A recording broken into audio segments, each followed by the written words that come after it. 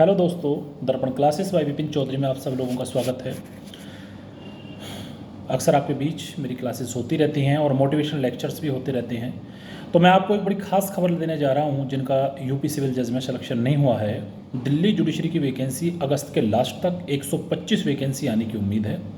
उधर हरियाणा और पंजाब की वैकेंसी भी बम्पर वैकेंसी लगभग 450 वैकेंसी का सुनने में आ रहा है, जो कम से कम 1 से 2 महीने के अंदर आ जाएंगे।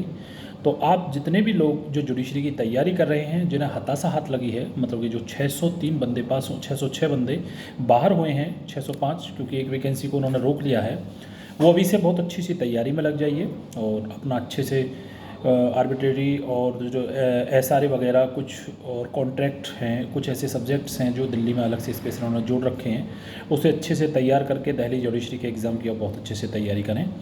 उधर हिमाचल प्रदेश का भी आने वाला है, परेशान होने की ज़रूरत नहीं है। और यूपी सिविल जज की भी 1205 वैकेंसी खाली हैं, जिसमें 400 450 वैकेंसी का नोटिफिकेशन हो सकता है कि दिसंबर तक आ जाए, मतलब दिसंबर या जनवरी के फर्स्ट वीक में आपका आ जाएगा।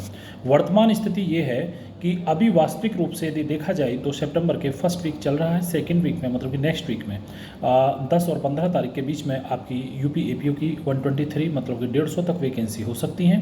वर्तमान में 123 वैकेंसी का अधियाचन जा चुका है। तो आप इस तैयारी में पूरी तरह से जुट जाइएगा। बेरेक्ट को अगेन अगेन अगेन मतलब कई बार आपको पढ़ना है, लिखकर याद कीजिए, पढ़िए, कोई भी आपको नहीं छोड़ना। प्रत्येक सेक्शन को आपको बहुत ध्यान से पढ़ना है, हर सेक्शन अपने आप में एक इम्पॉर्टेंट है। उसी का बड़ा प्रारूप लिखेंगे तो आप मेंस लिख जाता है। पहले आप बेरेक्ट को बहुत अच्छे से पढ़ें। कुछ लोग आते हैं कि जी हमारे सामने बड़ी समस्या रहती है जनरल स्टडीज़ की, तो भाई न्यूज़पेपर ध्यान से पढ़िए। न्यूज़पेपर के साथ साथ आप प्रतियोगिता दर्पण हैं, प्रतियोगिता दर्पण ही जुडिशरी में काम कर देगी, कोई बहुत बड़ा पेपर नहीं आता। और बाकी तो बड़ा आप देखेंगे बहुत सारी चीज़ हैं, इसे आप बहुत अच्छे से करें, तैयारी करें, परेशान होने की ज़रूरत नहीं है। और इंस्टीट्यूट की तरह मैं ये नहीं कहता कि जी हमारे इंस्टीट्यूट से इतना लोगों का सिलेक्शन हुआ, उसका सिलेक्शन हुआ, उसका सिलेक्शन हुआ।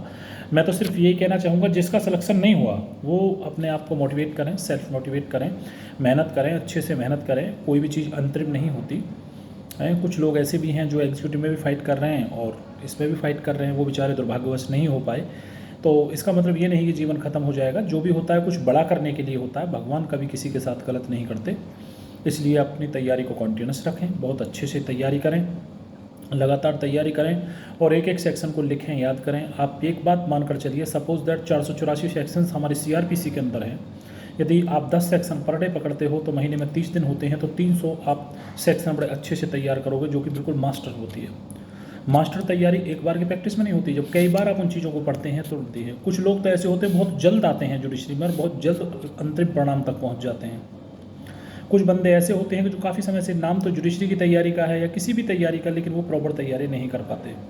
जब हमारे रिजल्ट, हमारी एग्ज़ाम हमसे नहीं निकल पाते, तो इसका मतलब ये समझिए कि हमारी कोई व्यक्तिगत कमी है कि हम पेपर को इतना समय नहीं दे पा रहे हैं जितना पेपर को समय चाहिए। तो आप सभी लोगों से मेरा निवेदन है कि बातें कम करें, पढ़ाई ज़्यादा करें, अपना किसी भी तरह से टाइम वेस्ट नहीं करें। 6 to 8 आवर आप स्टडी कीजिए। 6 से 8 घंटे की स्टडी जुडिशरी के लिए सफिशिएंट होती है। खूब खाओ, खूब सो, खूब पियो, खूब घूमो, कहीं कोई ज़रूरत नहीं है। जितना पढ़ो उतना लिखो, जितना लिखो उतना याद करो, कोई ज़रूरत नहीं है। ये सब बकवास है कि मैंने ये किया, मैंने वो किया, मेरे पापा पान की दुकान चलाते थे, मेरे पापा मोटरसाइकिल चलाते थे, वो मोटरसाइकिल पंचर लगाते थे, मेरे पापा ये करते थे। होता क्या है कि जब किसी भी व्यक्ति का सिलेक्शन हो जाता है, मैं ये तो नहीं कहता कभी किसी की मैं ना ही कोई अवहेलना करता हूँ कि भाई मेरे पापा ये किया करते थे, मेरे पापा वो किया करते थे। जब सिलेक्शन हो जाता है तो लोग उनके प्रभाव में आने की कोई ज़रूरत नहीं है। जिसके पापा जो करते हैं वो सब ठीक है, और जिसका हो गया वो बहुत ही ठीक है, और जिसका त्रासदी में हुआ उनके लिए बहुत ही ठीक है। और एक महत्वपूर्ण बात और मैं बताना चाहूँगा, हमेशा गरीब बच्चे का ही सिलेक्शन होता है। उस सिलेक्शन होने का सबसे बड़ा इंपॉर्टेंट मार्ग ये होता है क्योंकि उसे पता है कि तेरा सिलेक्शन नहीं होगा तो तेरा कुछ भी नहीं होगा, इसीलिए वो पूर्णतः मेहनत उस पर करता है। और जो व्यक्ति को लगता है कि मेरे पास तो खाना भी ठीक मिल रहा है, कपड़े भी अच्छे मिल रहे हैं, जूते भी अच्छे मिल रहे हैं, जीविका मेरी अच्छी चल रही है, तो फिर अच्छी बाइक चलाने के लिए मिल रही है, गाड़ी चलाने के लिए मिल रही है, तो वो मेहनत क्यों करेगा। एक होती है लगन आदमी की, इसके साथ साथ भी लगन होती है। बहुत अच्छे घर से जो सेलेक्ट होते हैं मोस्टली लड़के, जैसे मान के चलो जज साहब के हैं आगरा से, सुनने में आ रहा है इनके 2 बेटे हैं, दोनों ही हो गए हैं, एक बेटा एक बेटी का सुनने में आया है। तो वैसे बहुत ज़्यादा मैं इंटरव्यू में विश्वास करने वाला व्यक्ति नहीं हूँ, और मैं सेल्फली मेहनत में ज़्यादा विश्वास करने वाला व्यक्ति हूँ। आप बैठें, अपने पेपर का पूरा अवलोकन करें, कहाँ कमी रह गई, कहाँ मेरे लिखने में कमी रह गई, कहाँ मेरे व्यक्तित्व में। कई बार हमारा लक बड़ा हार्ड हो जाता है कि हमें अच्छी मार्किंग नहीं मिल पाती, तो इसका मतलब ये नहीं कि कोई चीज़ अंतरिम है, आप अच्छे से करें, सेल्फ मोटिवेट रहें। मेरे मोटिवेशन से आपको सेल्फ मोटिवेशन से ज़्यादा इंपॉर्टेंट है। आप उसे बार बार देखें, अपने आप को अवलोकन करें और अपने डायरेक्ट को अच्छे से पढ़ के अपना मेहनत करें। आपको मेरा यही संदेश था।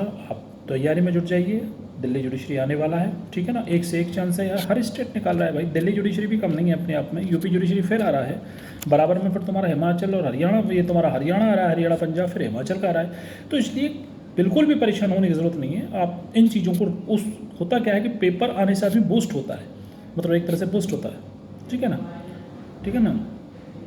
तो अवेटमेंट टू स्टडी बिल्कुल नहीं रखना, बिल्कुल भी, मतलब ये नहीं कि किसको ख़त्म हो जाए सत्यापन लेदा जी हमारा तो हुआ ही नहीं है, हमारा क्या होगा है, वही होगा जो मंजूर खुदा होगा है। जो लोग पेशेंस ज़्यादा रखते हैं उनके साथ बड़ा होता है। आपने देखा होगा कई बार कि लोग PCSJ नहीं बन पाए, उनका प्रमोशन होने के बाद वो ADJ से रिटायर होने वाले होते हैं, डीजे बन भी नहीं पाते। कुछ लोग होते हैं स्टार्टिंग ही डीजे से करते हैं, ADJ से करते हैं। तो घबराने की कोई आवश्यकता नहीं है, आप लगे रहिए मैदान में, आप फैक्टों को पढ़िए, कुछ बड़ा होगा और अच्छा होगा।